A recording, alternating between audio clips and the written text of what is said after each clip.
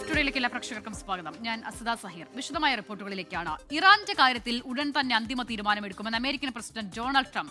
കരാറുമായി ബന്ധപ്പെട്ട് അന്തിമ തീരുമാനമെടുക്കാൻ വൈറ്റ് ഹൌസിലെ സിറ്റുവേഷൻ റൂമിൽ യോഗം ആരംഭിച്ചതായി ട്രംപ് ട്രൂത്ത് സോഷ്യലിലൂടെ അറിയിച്ചു. അതേസമയം കരാറിലെത്താൻ ഇറാന് മുന്നിൽ ട്രംപ് നിബന്ധനകൾ മുന്നോട്ട് വെച്ചു. ഇറാൻ ഒരിക്കലും ആണവായുധം കൈവശം വയ്ക്കില്ലെന്ന് സമ്മതിക്കണം. ഹോർമുസ് കടലിടുക്ക് ഉടനടി തുറക്കണം. ഹോർമുസിൽ ഒരു കാരണവശാലും ടോൾ അനുവദിക്കില്ല. എല്ലാ കടൽ മൈനുകളും നീക്കം ചെയ്യണം. സമ്പുഷ്ടീകരിച്ച യുറേനിയം ശേഖരം രാജ്യാന്തര ഏജൻസിയുടെ മേൽനോട്ടത്തിൽ നശിപ്പിക്കണം തുടങ്ങിയ നിർദ്ദേശങ്ങളാണ് മുന്നോട്ട് വെച്ചത്. പശ്ചിമേഷ്യൻ സംഘർഷത്തെ തുടർന്ന് ഖത്തറിൽ സന്ദർശക വിസകളിൽ തുടരുന്നവർക്ക് അനുവദിച്ചിരുന്ന ഇളവുകൾ ഉടൻ അവസാനിക്കും. ജൂൺ 7 മുതൽ എല്ലാത്തരം എൻട്രി വിസകൾക്കുമുള്ള നടപടിക്രമങ്ങൾ അംഗീകൃത ചട്ടങ്ങൾക്കും മാർഗനിർദ്ദേശങ്ങൾക്കും അനുസൃതമായി പഴയ രീതിയിൽ പുനരാരംഭിക്കുമെന്ന് ഖത്തർ ആഭ്യന്തര മന്ത്രാലയം അറിയിച്ചു. ഫെബ്രുവരി 28-ന് അമേരിക്കൻ ഇസ്രായേൽ സഖ്യശക്തികൾ ഇറാന് നേരെ നടത്തിയ ആക്രമണങ്ങൾക്ക് പിന്നാലെ ഗൾഫ് രാജ്യങ്ങളിലെ അമേരിക്കൻ വ്യോമതാവളങ്ങൾക്കും എംബസികൾക്കും നേരെ ഇറാൻ വ്യാപകമായ ആക്രമണങ്ങളാണ് നടത്തിയത്. ഇതിന് പിന്നാലെ ഖത്തർ ഉൾപ്പെടെയുള്ള ഗൾഫ് രാജ്യങ്ങളിലെ വ്യോമപാത അടച്ചത് സന്ദർശക വിസകളിൽ രാജ്യത്തെത്തിയവരെ ആശങ്കയിലാക്കിയിരുന്നു. ഇതേ തുടർന്നാണ് വിവിധ തരം എൻട്രി വിസകളിൽ ഖത്തറിലെത്തിയവർക്ക് ആഭ്യന്തര മന്ത്രാലയം ഇളവുകൾ പ്രഖ്യാപിച്ചത്. വിസ കാലാവധി കഴിഞ്ഞവരുടെ കാലാവധി നീട്ടി നൽകുന്നതിനോടൊപ്പം ഹോട്ടലുകളിൽ താമസിക്കുന്നവർക്ക് സൗജന്യ താമസവും അനുവദിച്ചിരുന്നു. എന്നാൽ സംഘർഷ സാധ്യതകൾ പൂർണ്ണമായും ഒഴിഞ്ഞില്ലെങ്കിലും വിമാന സർവീസുകൾ സാധാരണ നിലയിലായതിനെ തുടർന്നാണ് ജൂൺ 7 മുതൽ സന്ദർശക വിസയിൽ രാജ്യത്ത് തങ്ങുന്നവർക്കുള്ള ഇളവുകൾ റദ്ദാക്കാൻ ആഭ്യന്തര മന്ത്രാലയം തീരുമാനിച്ചത്. ഇതനുസരിച്ച് കാലാവധി കഴിഞ്ഞതും അവസാനിക്കാറായതുമായ എല്ലാത്തരം സന്ദർശക വിസകൾക്കും നൽകിയിരുന്ന താൽക്കാലിക ഇളവുകൾ ജൂൺ ആദ്യവാരം മുതൽ അവസാനിക്കും. മേഖലയിലെ പ്രത്യേക സാഹചര്യങ്ങൾ കണക്കിലെടുത്ത് മാർച്ച് 3-നായിരുന്നു വിസ കാലാവധി നീട്ടി നൽകിക്കൊണ്ട് മന്ത്രാലയം ഉത്തരവിറക്കിയത്. ഈ ആനുകൂല്യമാണ് നിർത്തലാക്കുന്നത്. ജൂൺ 7 മുതൽ രാജ്യത്തെ എല്ലാ സന്ദർശക വിസകൾക്കും പഴയതുപോലെ സാധാരണ നിയമങ്ങൾ ബാധകമായിരിക്കുമെന്ന് അധികൃതർ വ്യക്തമാക്കി. വിസ കാലാവധി പുതുക്കുന്നതിനുള്ള ഫീസുകളും ജൂൺ 7-ന് ശേഷം മുമ്പത്തെ പോലെ തുടരും. രാജ്യത്തുള്ള എല്ലാ താമസക്കാരും സന്ദർശകരും തങ്ങളുടെ വിസ സ്റ്റാറ്റസ് കൃത്യമായി പരിശോധിക്കുകയും പുതുക്കേണ്ടവർ നിശ്ചിത സമയത്തിനകം ആവശ്യമായ ഫീസ് അടച്ച് പുതുക്കുകയും വേണം. അല്ലാത്തപക്ഷം വിസ കാലാവധി അവസാനിക്കുന്നതോടെ രാജ്യം വിടാൻ തയ്യാറാകണം. നിയമപരമായ ലംഘനങ്ങളും പിഴകളും ഒഴിവാക്കാൻ എല്ലാവരും നിർദ്ദേശങ്ങൾ പാലിക്കണമെന്നും മന്ത്രാലയം ഓർമ്മിപ്പിച്ചു. അൻവർ പാലേരി, 24 ദോഹ. പെരുന്നാൾ അവധി തുടരുമ്പോൾ ദുബായ് റോഡുകളിൽ തിരക്കേറുന്നു. ജനങ്ങൾ ഒരുമിച്ച് പുറത്തിറങ്ങുന്നതോടെ പ്രധാന റോഡുകളിൽ ഗതാഗത കുരുക്കുണ്ടാകുകയാണ്. സ്വകാര്യ വാഹനങ്ങൾക്ക് പകരം പൊതുഗതാഗത സംവിധാനങ്ങൾ പരമാവധി ഉപയോഗപ്പെടുത്തണമെന്ന് RTA അഭ്യർത്ഥിച്ചു. ബലിപെരുന്നാൾ ആഘോഷിക്കാൻ ആളുകൾ കൂട്ടത്തോടെ പുറത്തിറങ്ങിയിരിക്കുകയാണ്. പാർക്കുകളിലും ബീച്ചുകളിലും ഷോപ്പിംഗ് കോംപ്ലക്സുകളിലും വലിയ തിരക്കാണുള്ളത്. ദുബായിലെ നിരത്തുകളിൽ ഗതാഗതക്കുരുക്ക് വർദ്ധിക്കുന്ന സാഹചര്യത്തിലാണ് RTAയുടെ നിർദ്ദേശം. പൊതുഗതാഗതത്തെ കൂടുതൽ ആശ്രയിക്കാൻ ദുബായ് റോഡ് ട്രാൻസ്പോർട്ട് അതോറിറ്റി ഈ നിർദ്ദേശം നൽകി. സ്വകാര്യ വാഹനങ്ങളുടെ ഉപയോഗം പരമാവധി കുറയ്ക്കണം. വിവിധ മെട്രോ സ്റ്റേഷനുകളിൽ പാർക്കിംഗ് സൗകര്യങ്ങൾ ലഭ്യമാക്കിയിട്ടുണ്ട്. Centre point, Jumeirah golf estates, and national paints എന്നീ സ്റ്റേഷനുകളിൽ വാഹനങ്ങൾ പാർക്ക് ചെയ്ത് മെട്രോയിൽ യാത്ര തുടരാമെന്ന് അധികൃതർ അറിയിച്ചു. മെട്രോയുടെ സമയവും നീട്ടിയിരുന്നു. എമിറേറ്റിന്റെ എല്ലാ ഭാഗങ്ങളിലേക്കും കൂടുതൽ ബസ് സർവീസുകളും ലഭ്യമാക്കിയിട്ടുണ്ട്. സുരക്ഷ ഉറപ്പാക്കാൻ ദുബായ് പോലീസിന്റെ വിവിധ സംഘങ്ങളും നിരത്തിലുണ്ട്. 24 ദുബായ്.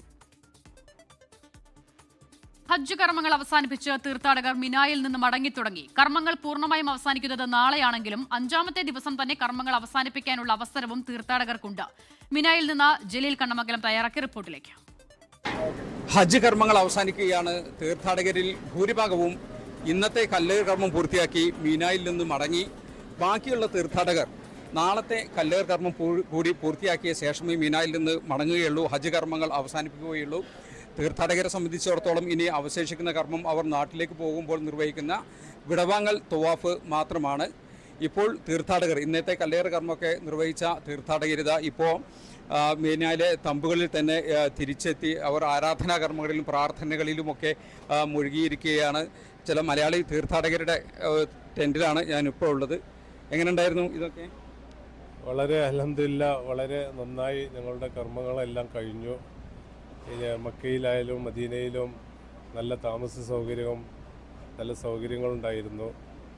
മീനയിലും അറഫയിലും മുസ്തലിഫയിലും എല്ലാം വളരെ സൗകര്യപരമായി റാഹത്തായി ഞങ്ങളുടെ എല്ലാ കാര്യങ്ങളും കർമ്മങ്ങളും കഴിഞ്ഞു.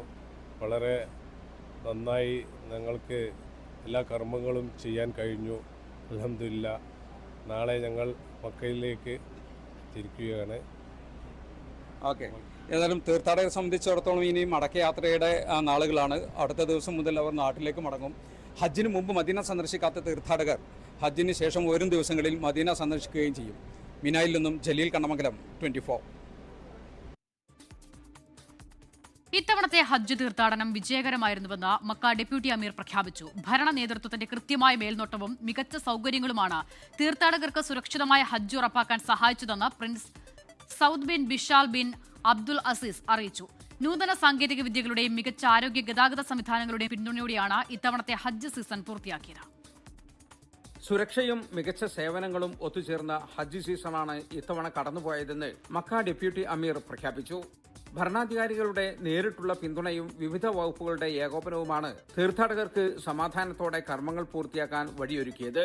ഇത്തവണത്തെ ഹജ്ജ് സീസണിൽ 17 ലക്ഷത്തിലധികം തീർത്ഥാടകർ കർമ്മങ്ങൾ നിർവഹിച്ചു. സ്മാർട്ട് സാങ്കേതിക വിദ്യകളുടെ വലിയൊരു നിരയാണ് ഇത്തവണ ഹജ്ജ് നടത്തിപ്പിനായി ഉപയോഗപ്പെടുത്തിയത്. ഇതിന്റെ ഭാഗമായി വിവര കൈമാറ്റത്തിനായി 70 കിലോമീറ്റർ നീളത്തിൽ ഒപ്റ്റിക്കൽ ഫൈബർ കേബിളുകൾ വഴി സബ്സ്റ്റേഷനുകളെ ബന്ധിപ്പിച്ചു. പ്രവർത്തനങ്ങൾ വിലയിരുത്തുന്നതിനും ഉചിതമായ തീരുമാനങ്ങൾ വേഗത്തിൽ കൈക്കൊള്ളുന്നതിനും ആർട്ടിഫിഷ്യൽ ഇന്റലിജൻസ് വലിയ തോതിൽ പ്രയോജനപ്പെടുത്തി. ലോകത്തിന്റെ വിവിധ ഭാഗങ്ങളിൽ നിന്നുള്ള തീർത്ഥാടകരുടെ യാത്രാ സൗകര്യങ്ങൾക്കായി വിപുലമായ ക്രമീകരണങ്ങളാണ് ഏർപ്പെടുത്തിയത്. ഇമിഗ്രേഷൻ നടപടികൾ പൂർത്തിയാക്കാനും മറ്റും വിമാനത്താവളങ്ങളിൽ തീർത്ഥാടകരുടെ കാത്തിരിപ്പ് സമയം 2 മണിക്കൂറിൽ നിന്ന് വെറും 15 മിനിറ്റായി കുറയ്ക്കാൻ സാധിച്ചു. ഗതാഗതം സുഗമമാക്കാൻ ഹറമൈൻ ട്രെയിൻ 5300-ലധികം സർവീസുകളും മഷായർ മെട്രോ 2000-ലധികം സർവീസുകളും നടത്തി. തീർത്ഥാടകരുടെ ആരോഗ്യ സുരക്ഷയ്ക്കായി 52,000-ലധികം ആരോഗ്യ പ്രവർത്തകരാണ് രംഗത്തുണ്ടായിരുന്നത്. 20,000-ലധികം കിടക്കകൾ സജ്ജീകരിച്ച ആശുപത്രി സൗകര്യങ്ങളിൽ 1,800 പുണ്യനഗരങ്ങളിൽ മാത്രമായി ഒരുക്കി. ഒരു പുതിയ ഉത്തരവാദിത്തത്തിന്റെ തുടക്കമാണ് ഈ വിജയമെന്നും വരും വർഷങ്ങളിലും മികച്ച സേവനം രാജ്യം തുടരുമെന്നും മക്ക ഡെപ്യൂട്ടി അമീർ കൂട്ടിച്ചേർത്തു. മിനായിൽ നിന്നും ജലീൽ കണ്ണമംഗലം, 24. വിശുദ്ധ ഹജ്ജ് വേളയിൽ പുണ്യഭൂമിയിൽ ഇന്ത്യൻ കോൺസുലേറ്റിന് കീഴിൽ സേവനമനുഷ്ഠിക്കുന്നത് ആയിരക്കണക്കിന് സന്നദ്ധ പ്രവർത്തകരാണ്.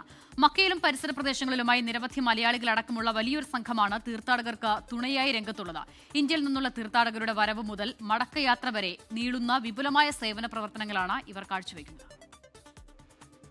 ഇന്ത്യൻ കോൺസുലേറ്റിന് കീഴിൽ ആയിരക്കണക്കിന് സന്നദ്ധ പ്രവർത്തകരാണ് ഇത്തവണ ഹജ്ജ് വേളയിൽ സേവന രംഗത്തുള്ളത്. മക്ക പരിസരത്ത് മാത്രം 1,400ഓളം പ്രവർത്തകർ തീർത്ഥാടകർക്ക് കൈത്താങ്ങായി നിലകൊള്ളുന്നു. ഹറംപള്ളി, മിന, അറഫ, മുസ്ദലിഫ തുടങ്ങിയ പ്രധാന സ്ഥലങ്ങളിലെല്ലാം ഈ സന്നദ്ധ പ്രവർത്തകരുടെ സജീവ സാന്നിധ്യമുണ്ട്. കനത്ത ചൂടിന് ആശ്വാസമായി തണുത്ത വെള്ളം സ്പ്രേ ചെയ്യുക, കുടിവെള്ളം വിതരണം ചെയ്യുക എന്നിവ മുതൽ വഴിതെറ്റിയ തീർത്ഥാടകരെ കൃത്യമായി ലക്ഷ്യസ്ഥാനത്ത് എത്തിക്കുന്നതുവരെയുള്ള കാര്യങ്ങൾ ഇവർ നിർവഹിക്കുന്നു. രോഗികളെ ആശുപത്രികളിലെത്തിക്കാനും അവശരായ തീർത്ഥാടകരെ വീൽചെയറിൽ കർമ്മങ്ങൾ നിർവഹിക്കാൻ സഹായിക്കാനും ഇവർ മുന്നിലുണ്ട്. ഇന്ത്യൻ കമ്മ്യൂണിറ്റി ഇൻ മക്കയുടെ പ്രസിഡന്റ് ഫസൽ മുഹമ്മദിന്റെ നേതൃത്വത്തിലാണ് ഈ വിപുലമായ സേവന പ്രവർത്തനങ്ങൾ ഏകോപിപ്പിക്കുന്നത്. Our team is right now working in Mina, Muzdalifa, also in Azizia area, surrounded by Mina. We have 3 types of operations: pre-Hajj, Hajj and post-Hajj. We arrange wheelchairs and food for Indian Hajjis, and also with water and snacks, guidance for the roads, and also in Haram Sharif we are guiding for the street intersection points. ഇന്ത്യയിൽ നിന്നുള്ള തീർത്ഥാടകർ സൗദിയിൽ എത്തിയതു മുതൽ അവരുടെ മടക്കയാത്ര പൂർണ്ണമാകുന്നതുവരെ ഈ സേവനം തുടരും. ഹജ്ജ് കർമ്മങ്ങൾ നടക്കുന്ന പ്രധാന ദിനങ്ങളിൽ മീന, അറഫ, മുസ്ദലിഫ എന്നീ സ്ഥലങ്ങളിൽ സേവനം ചെയ്യാൻ മാത്രം 650ഓളം പേർക്കാണ് പ്രത്യേക അനുമതി പത്രം ലഭിച്ചത്. ഇതിൽ ഭൂരിഭാഗവും മലയാളികളാണ്. വിവിധ മലയാളി സംഘടനകളുടെ ബാനറുകളിലാണ് ഇവർ സേവനം ചെയ്യുന്നത്. ഹദിയ, സുൻബുല, മക്കാരിം എന്നീ കമ്പനികൾ വഴിയാണ് ഇവർക്ക് സന്നദ്ധ സേവനത്തിനുള്ള അനുമതി ലഭ്യമായത്. മിനായിൽ നിന്നും ജലീൽ കണ്ണമംഗലം, 24. ഡിയർ കോങ്കോയിൽ എബോള മരണനിരക്ക് ഉയർന്ന നിലയിൽ. രോഗം ബാധിച്ചവരിൽ 30 മുതൽ 50% പേർ വരെ മരിക്കുന്നതായി ലോകാരോഗ്യ സംഘടന അറിയിച്ചു. ഇതുവരെ മരിച്ചത് 223 പേരാണ്. 1000-ലധികം കേസുകളും റിപ്പോർട്ട് ചെയ്യപ്പെട്ടതായി രാജ്യാന്തര മാധ്യമങ്ങൾ അറിയിച്ചു. എബോള വൈറസ് വ്യാപനം കണക്കിലെടുത്ത് വിമാനയാത്രക്കാർക്ക് മുന്നറിയിപ്പുമായി എമിറേറ്റ്സ് എയർലൈൻ. യാത്രയ്ക്ക് മുൻപ് വിവിധ രാജ്യങ്ങളിലെ ആരോഗ്യ മാർഗനിർദ്ദേശങ്ങൾ പാലിക്കണം, അതീവ ജാഗ്രത പുലർത്തണമെന്നും മുന്നറിയിപ്പ് നൽകി. എബോള വ്യാപനം വർദ്ധിക്കുന്ന പശ്ചാത്തലത്തിൽ യാത്ര മുടങ്ങാതിരിക്കാനാണ് എമിറേറ്റ്സ് എയർലൈൻ മുന്നറിയിപ്പ് നൽകിയിരിക്കുന്നത്. വിവിധ രാജ്യങ്ങളിൽ പ്രവേശന നിയന്ത്രണങ്ങൾ ഏർപ്പെടുത്തുകയും സ്ക്രീനിംഗ് നടപടികൾ വർദ്ധിപ്പിക്കുകയും ചെയ്ത സാഹചര്യത്തിൽ കൂടിയാണ് നിർദ്ദേശം. India, America, Canada, Jordan, Bahrain, Thailand, Bahamas, Kenya, Mexico, European union എന്നിവയെല്ലാം എബോള മാർഗനിർദ്ദേശം പുറപ്പെടുവിച്ചിട്ടുണ്ട്. യാത്ര ചെയ്യുന്നതിന് മുമ്പ് യാത്രക്കാർ ഔദ്യോഗിക സർക്കാർ സ്രോതസ്സുകൾ വഴി ഏറ്റവും പുതിയ പ്രവേശന ആവശ്യകതകൾ പരിശോധിക്കാൻ എമിറേറ്റ്സ് എയർലൈൻസ് നിർദ്ദേശിച്ചു. വിമാനത്താവളത്തിലേക്ക് പോകുന്നതിന് മുൻപ് യാത്രക്കാർ അവരുടെ കോൺടാക്ട് വിവരങ്ങൾ അപ്ഡേറ്റ് ചെയ്തിട്ടുണ്ടെന്ന് ഉറപ്പാക്കുകയും ഫ്ലൈറ്റ് സ്റ്റാറ്റസ് നിരീക്ഷിക്കുകയും വേണം. യാത്രയ്ക്ക് തടസ്സമുണ്ടായാൽ ലഭ്യമായ അടുത്ത വിമാനത്തിൽ റീബുക്കിംഗ് നടത്താൻ എമിറേറ്റ്സ് സഹായിക്കും. എബോള റിപ്പോർട്ട് ചെയ്ത കോങ്കോ, സൗത്ത് സുഡാൻ, ഉഗാണ്ട എന്നിവിടങ്ങളിലേക്ക് യാത്ര ചെയ്യുന്നതിനും നിയന്ത്രണമുണ്ട്. എബോള ബാധിത രാജ്യങ്ങളിൽ നിന്നുമുള്ളവർക്ക് 90 ദിവസത്തെ യാത്രാ നിരോധനമാണ് കാനഡ ഏർപ്പെടുത്തിയിരിക്കുന്നത്. 24 ദുബായ്. കളഞ്ഞുകിട്ടിയ 1 ലക്ഷം ദിർഹം ദുബായ് പോലീസിന് കൈമാറി ഇന്ത്യൻ പ്രവാസി മുഹമ്മദ് അലി ഷെരാഗൽ മോഹിയാണ് വലിയ തുക പോലീസിന് കൈമാറിയത്. ദുബായ് പോലീസ് 3 മണിക്കൂറിനുള്ളിൽ ഉടമയെ കണ്ടെത്തി പണം നൽകി. സ്വകാര്യ കമ്പനിയുടെ ഉടമയുടേതാണ് പണമെന്ന് തിരിച്ചറിഞ്ഞു. ബാങ്കിൽ പോയി പണമെടുത്ത് വരുമ്പോൾ 1 ലക്ഷം ദിർഹം അടങ്ങിയ കെട്ട് കവറിൽ നിന്ന് പുറത്തേക്ക് വീഴുകയായിരുന്നു.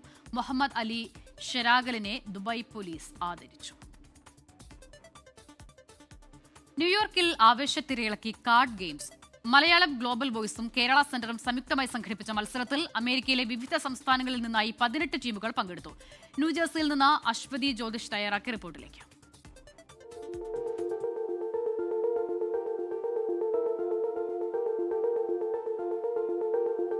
തന്ത്രവും ബുദ്ധിയും ഒത്തിണങ്ങിയ മത്സരത്തിൽ തുടക്കം മുതൽ അവസാനം വരെയും കടുത്ത പോരാട്ടമാണ് അരങ്ങേറിയത്.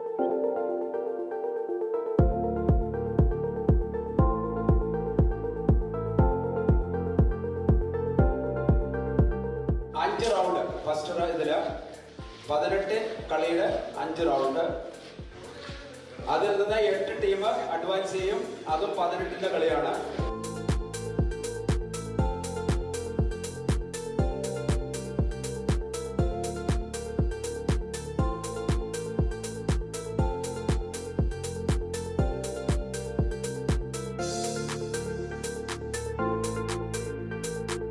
സാബൂസ് കഴിയ, ബിനോയ് ശങ്കരൻ, ഗോപകുമാർ എന്നിവരായിരുന്നു മത്സരങ്ങൾ അതീവ കൃത്യതയോടെ നിയന്ത്രിച്ചത്.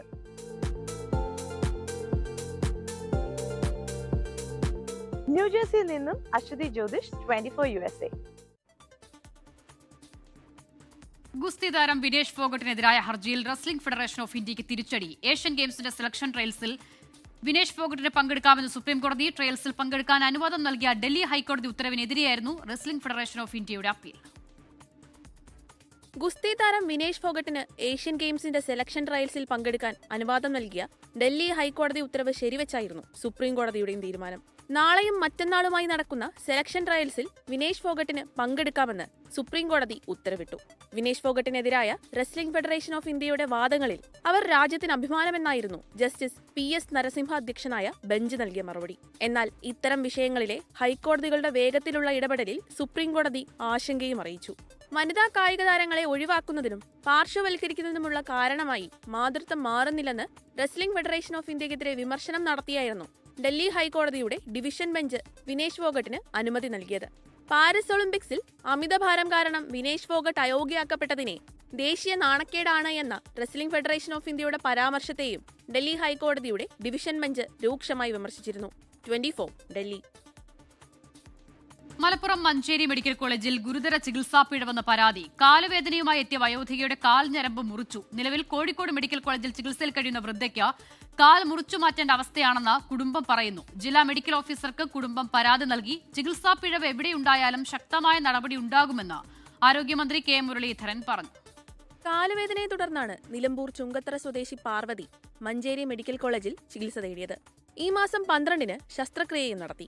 ശസ്ത്രക്രിയയ്ക്ക് പിന്നാലെ കടുത്ത വേദനയും നിറവ്യത്യാസവും ശ്രദ്ധയിൽപ്പെട്ടതോടെ വീണ്ടും ഡോക്ടറെ സമീപിച്ചു. ചികിത്സാ പിഴവ് മറച്ചുവെച്ച ഡോക്ടർ കോഴിക്കോട് മെഡിക്കൽ കോളേജിലേക്ക് രോഗിയെ റഫർ ചെയ്തു.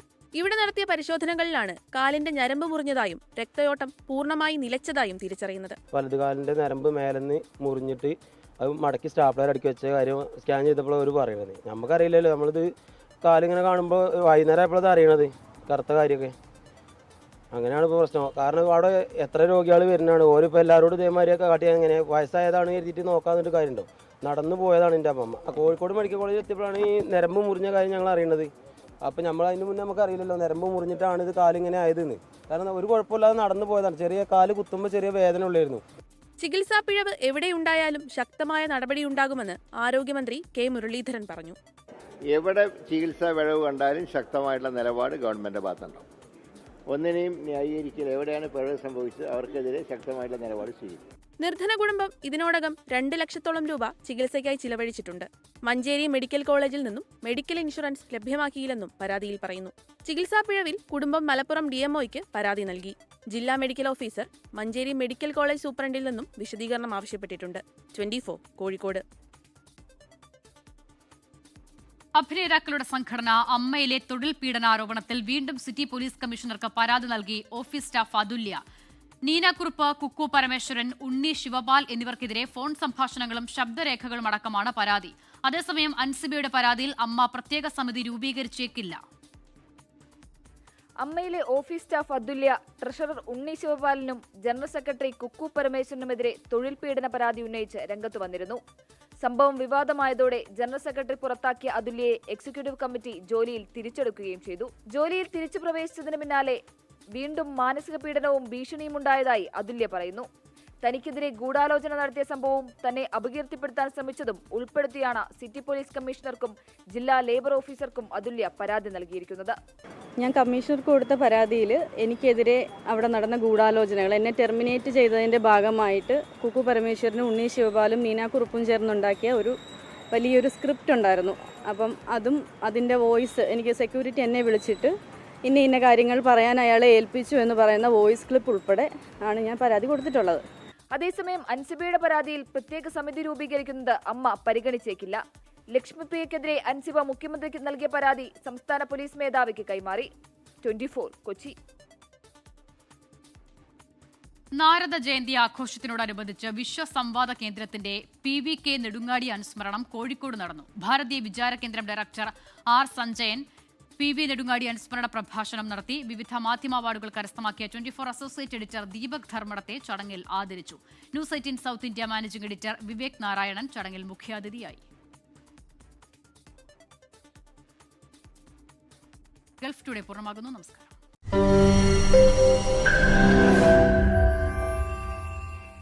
ലോകത്തെവിടെയായാലും ഏത് സമയത്തും 24 വാർത്തകളും ഓഗ്മെന്റഡ് റിയാലിറ്റി പാക്കേജുകളും എക്സ്പ്ലെയിനറുകളും വിശദമായി കാണാൻ ഞങ്ങളുടെ YouTube ചാനൽ നിങ്ങൾക്ക് സബ്സ്ക്രൈബ് ചെയ്യാം.